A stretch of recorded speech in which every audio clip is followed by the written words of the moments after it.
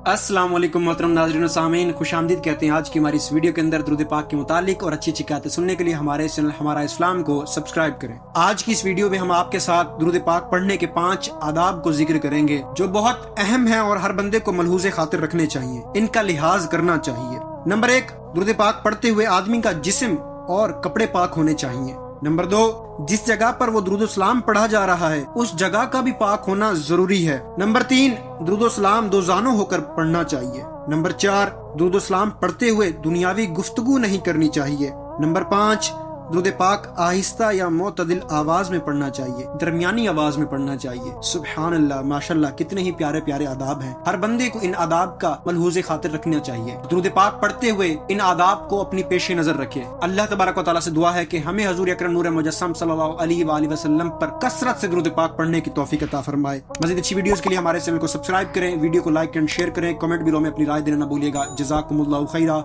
व अहसनल जज़ा।